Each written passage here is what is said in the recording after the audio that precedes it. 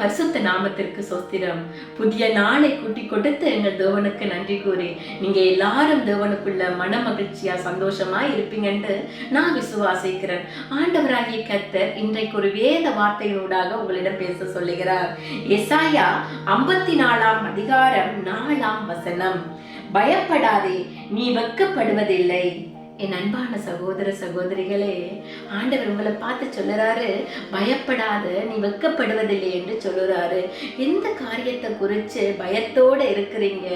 அது என்ன காரியமாக வேண்டுமென்றாலும் இருக்கலாம். வேலை இடத்துல உங்களுக்கு எதிரான சூழ்ச்சிகளா இருக்கலாம். குடும்பத்துல ஏதாவது ஒரு காரணம், ஒரு பிரச்சனை, இதனால நான் வெட்கப்பட்டு போயிடுவனோ, உறவுகள் மத்தியில நான் வெட்கப்பட்டு போயிடுவனோன்னு யாரெல்லாம் வேதனையோடு இருக்கிறீங்களோ, எந்த இடத்துலையும் ஆண்டவர் உங்களை வெட்கப்பட விட மாட்டாராம். அதனால ஆண்டவர் உங்களை சொல்லுறாரு, பயப்படாதே, நீ வெட்கப்பட்டு போவதில்லை என்று சொல்லுறாரு.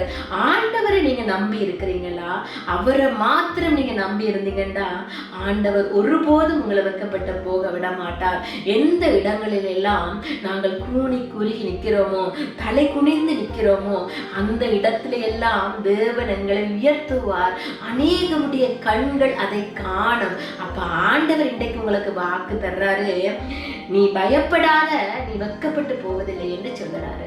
ஆண்டவர் சொன்னதுதான். அவர் உண்மை உள்ள தேவன். அப்ப அவரை பிடித்துக் கொள்ளுங்க, அவருடைய வழியில் நடவுங்க, தினமும் தேவனை தேடுங்கள், சத்தியத்தை அறியுங்க. சத்தியம் உங்களை அவருடைய வழியில் நடக்கும் போது சத்தியம் உங்களை தேவ வழியில் அழைத்து செல்லும். ஆண்டவர் உங்களை ஆசீர்வதிக்க வல்லவராய் இருக்கிறார். அப்ப ஆண்டவரை நோக்கி ஒரு சின்ன ஜெபம் செய்வோமா? அன்பான ஆண்டவரே, இந்த வீடியோவை பார்த்து கொண்டிருக்கிற பிள்ளைகள் ஏதோ ஒரு காரியத்தை குறித்து வெட்கத்தினோ பற்றுவோமோ வேதனைப்பற்றுவோமோன்னு அமர்ந்திருக்கிறாங்க ஆண்டவரே.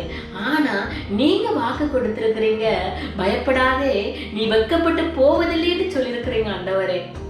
வாக்கு கொடுத்த தேவன் உண்மை உள்ள தேவன் ஆண்டவரே. உம்முடைய வார்த்தை சத்தியம் உள்ளது, உண்மை உள்ளது ஆண்டவரே.